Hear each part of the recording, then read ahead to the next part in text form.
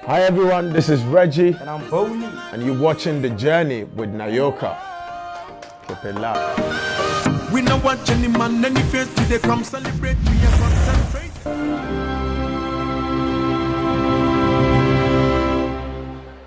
Hello. Okay, guys. Who are you? We are men on point, Reggie and Bollie. We're gonna turn the energy up. We got to turn the love up. If I work on your body, turn it up, let the music burn you up. You stay forever young. You know what? We are never devastated that we lost. We came here empty-handed and we're living fully loaded for the music industry. We no watch any man, any face, they come celebrate, we are concentrated. Tell them say we are conquer the game, we are shut down the place, man, not just elevated. Money makers, we just don't play. Done with the business, we no doubt, yeah.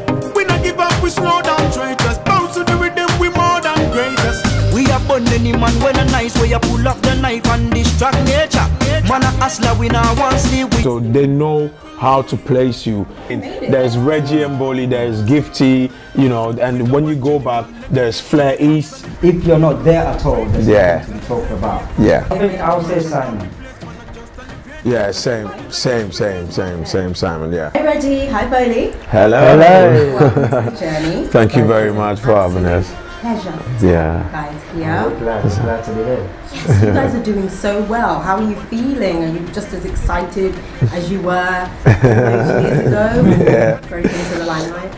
It's crazy, like the mention of those years ago, and it's true, it's like almost 2 years now. Yeah, but like you said, it's been an exciting journey. I mean, we are doing a whole lot of things, you know, performing, recording, traveling and all of that. So it's been really great. Wonderful. So Reggie, all those years ago, you were Yeah. known as Reggie Zippy. Yeah. And you were known for the very popular song Virgin. Yeah. And Bollie, you became a household name. Yeah. because You released a song, You May Kiss the Bride. Yeah. Now, is your fame now any different than it was all those years ago?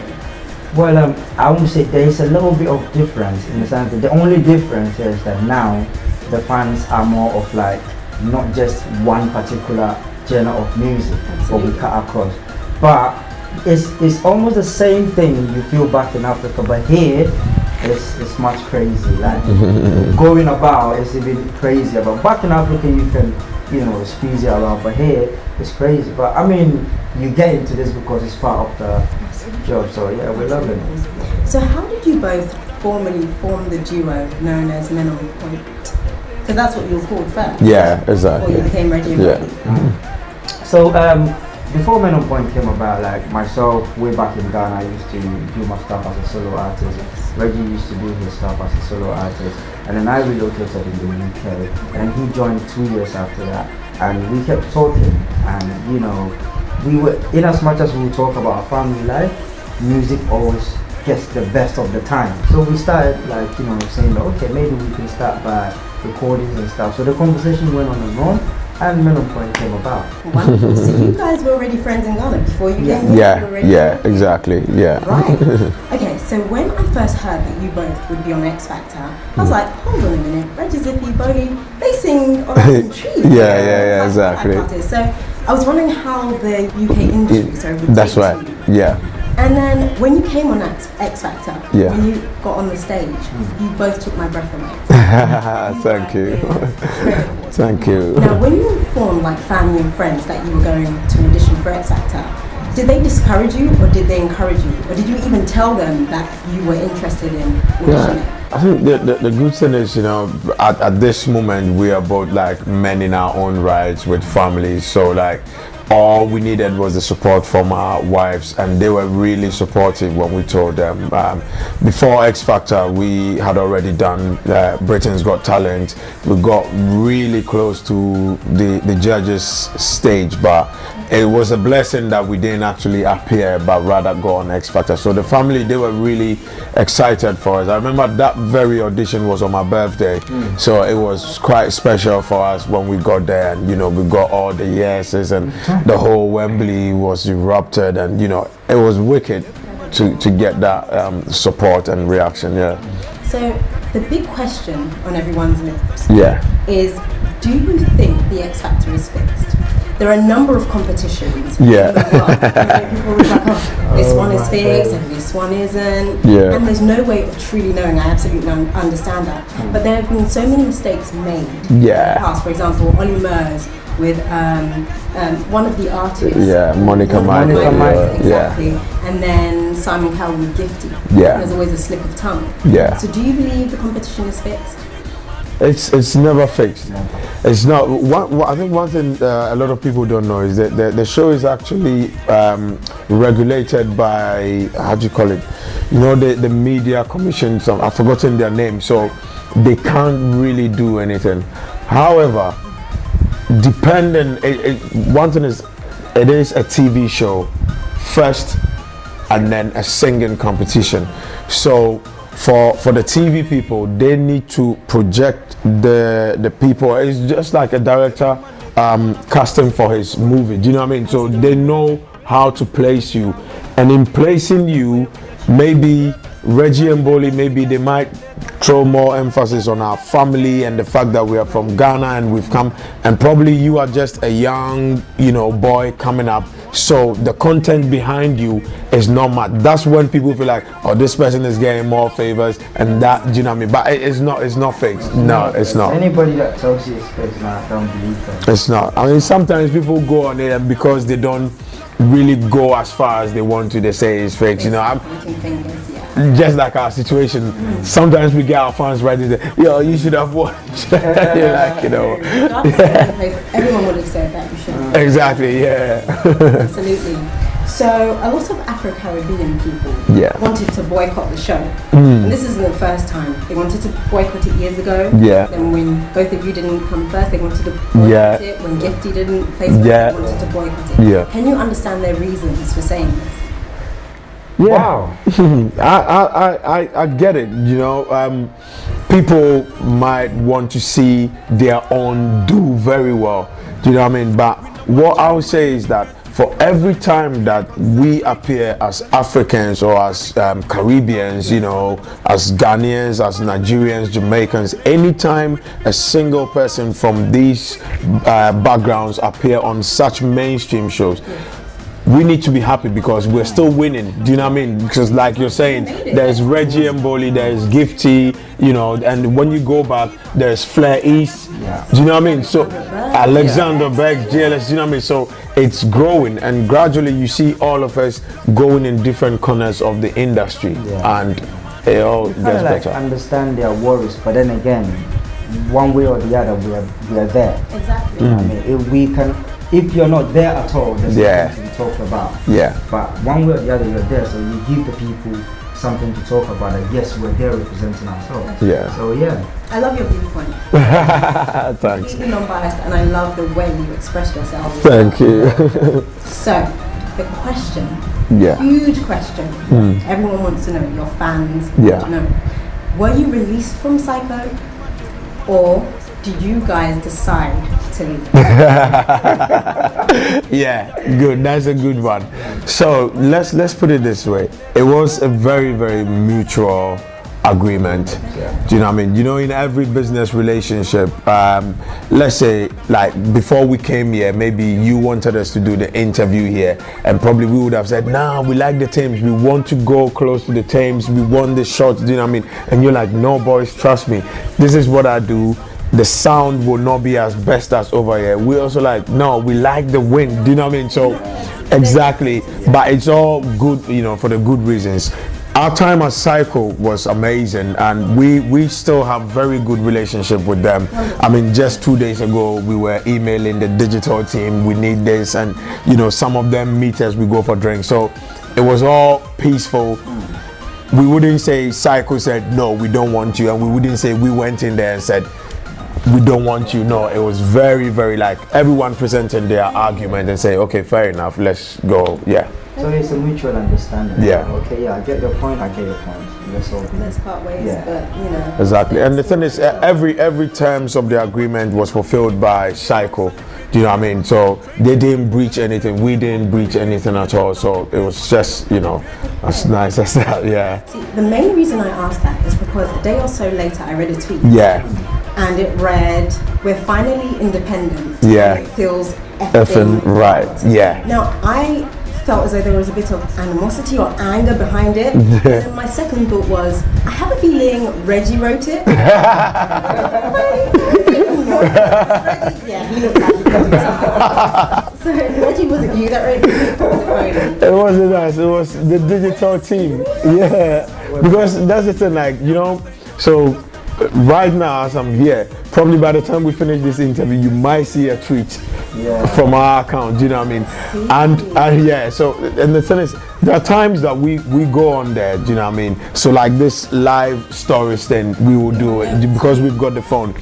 And the thing is that the reason for that thing is that we were trying to announce the label. Okay. Do you know what I mean? Because we had already got the label sorted and everything. Now, if you just come out and say, check out FROD music, who cares? What's that? Yeah. So the team knew how to put it in a way that, oh, what's happening? Everyone knew, the media, everyone, the Sun, everyone writing, oh my God, they've been, but I was there too. do you know what I mean? Everyone, we were just laughing because it was great to know that the plan was well executed. It was, definitely. Well, now this brings me to my second question. Yeah. You have launched your own label, Fearlessly Ruling Our Destinies. Yeah. FROD. Yeah. Now, when did you launch it? I think we launched it right beginning of this year. France, okay. Yeah, I think ending of January, ending of January, that's where we launched it. But all along when we were with SYCO, like both myself and Reggie, we, in as much as we are artists, but we learned the trade of doing the music business as well. So we've always had that inspiration of doing our own thing. So even though we were signed, we were also thinking of our own thing, because every business has its start and its end. But then if you got your own business, you always have control of it. So yeah, ending of the year when, you know, we had parted ways with SYCO and Makeup, we were like, okay, we've always wanted to do this, now this is the time. So let it go out there. Perfect opportunity, absolutely. So are there any other plans to recruit more talent? Yeah, I mean, that is one of the major reasons why. I mean, since we announced it back in February, like we've had a lot of artists upcoming, even some of the people who have also made it to a certain extent but feel like they need the push. They've approached us and we're like, you know what, we would like to do this.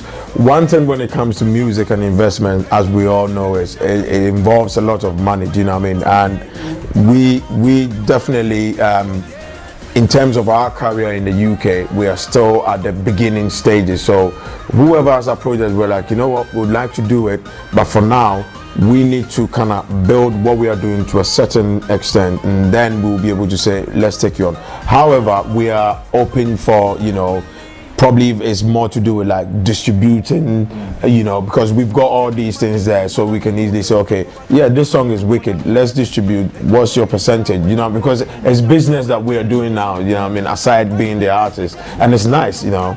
I'm available to join the team. Wicked, yes.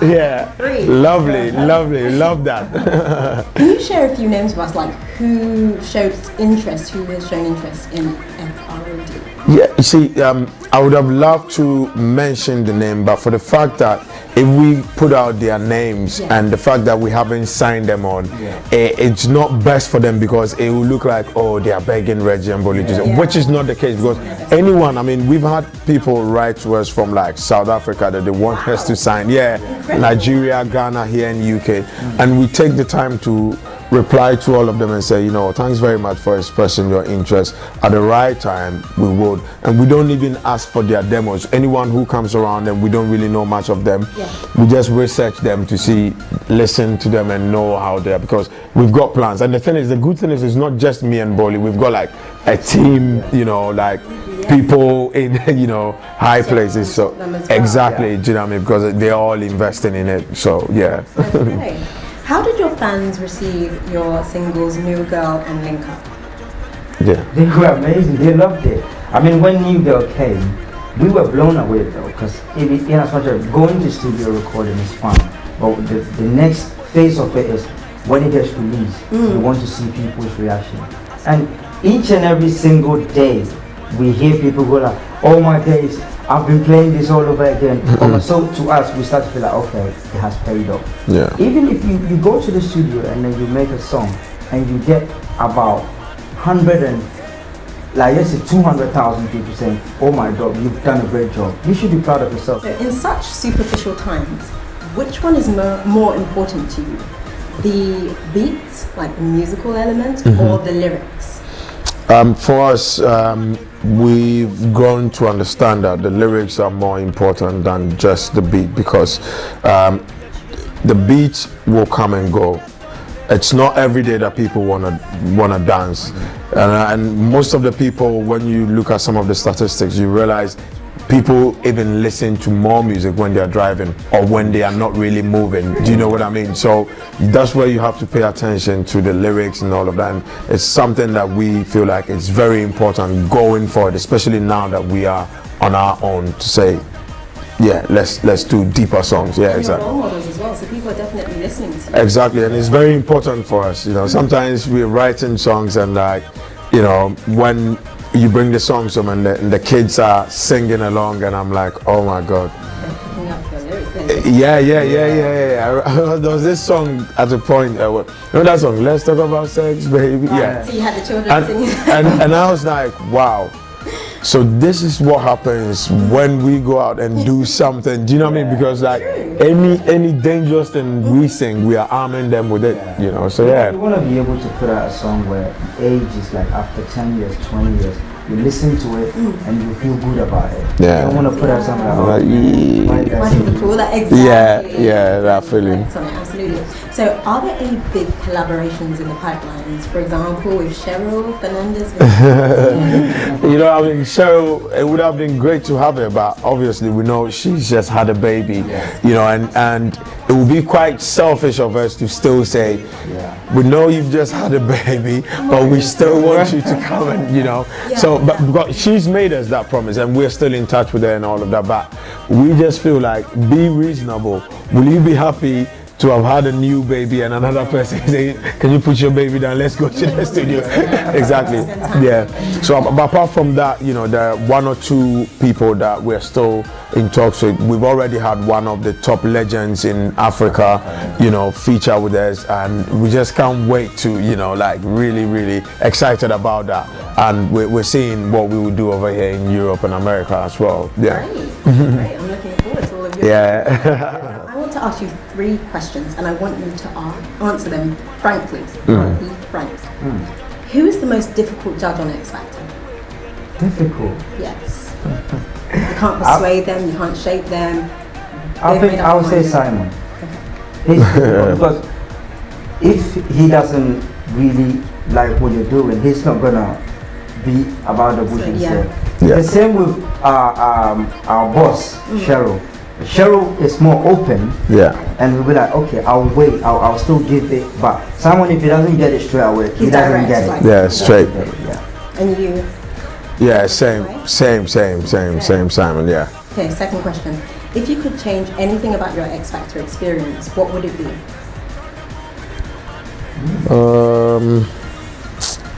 No matter how small. Honestly, it will be hard, you know, because anything we change will mean whatever outcome, whatever we've gained out of being on that show could also go. So we'll say, you know what, we'll leave it as it is. As it is. It was a blessing. So if you're blessed, you don't want to change anything about your blessing. I like that. I really like that. Okay, so the final questions. Now, a lot of people have always said something about those on the judging panel in X Factor. They pinpoint certain artists and they say, well, this person can't really sing, so why are they a judge? Why are they allowed to be on the judging panel? What are your thoughts on this? It's very wrong for people to think like that, you know, because the fact that someone cannot sing, and you know, I don't even want to use that word. I see it like this. let's say in boxing, there are heavyweight boxers, there are middleweight boxers, and there are lighter-weight boxers.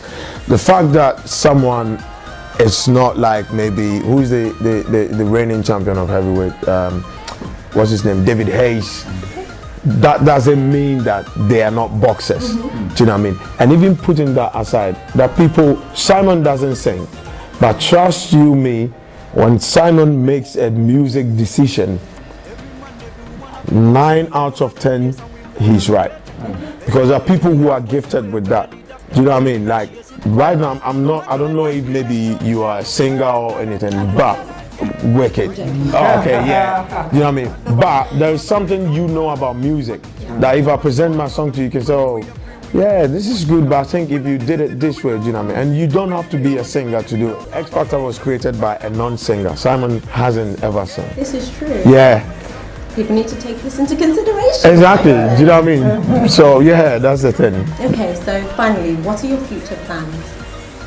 Future plans, you know, grow our brand, grow our business, spend more time with our family, make sure our kids grow up the right way, you know, help people, contribute to society, and just live the life that we love and just mind our own business. Exactly. Yeah. One day people have to look back when we are old and say, yeah, they contributed towards something. Yeah. So. Would you both ever start up your own charity? Yeah, it's something we're considering, you know, but we've had 1 or 2 people approach us, and there are a few that we've tried to do, you know, the behind the scenes donations and all of that, but we are definitely looking at taking that on, you know, in future. It's just making sure we can pay more attention to it. So now it's just, okay, this person needs that, okay, let's give a little bit of this to that person, and you know, that's it. In the future you might launch it. Yeah, exactly. Have a lot of people supporting you. Yeah, it would be nice, exactly. I'll yeah. call them. Yeah. So Reggie and Bollie, I want to thank you so much for your time. I really do appreciate it. Wow. And on Really the show, enjoying this. Don't want to thank end. you. Yeah. Thank you so much for having us. We'll Yeah. continue another time. Yeah. But on the show, we always give our guests gifts. So Okay. I have also something for both of you. Okay. I wrapped it, right? Yeah. I can't rap. I'm not really good. This is for you guys. Oh wow. Yeah. Reggie Oh wow. Reggie and Bollie. Wicked. That's wicked. Special one. Very wow. Funny enough, just 2 weeks ago we were talking about going to Italy to see if we can start our own wine thing, and now we have Reggie N Bollie wine. So yeah, for real. So that's That's an wicked. exclusive. So Yeah, thank you. a good idea. Actually, we're not going to drink this. We need We're not to. drinking. Keep on your mantelpiece. Yeah. So for a That's special nice. Oh, I love guys, that. thank you once again so much for your time. I really Thank do you. appreciate Thank it. you. Thank you. Reggie N Bollie. Hey, yeah. I got the Netflix. Do you wanna chill? Link up, baby girl. Let's get this one started. Girl, I've been searching around and I've been talking about and I've been thinking about you lately.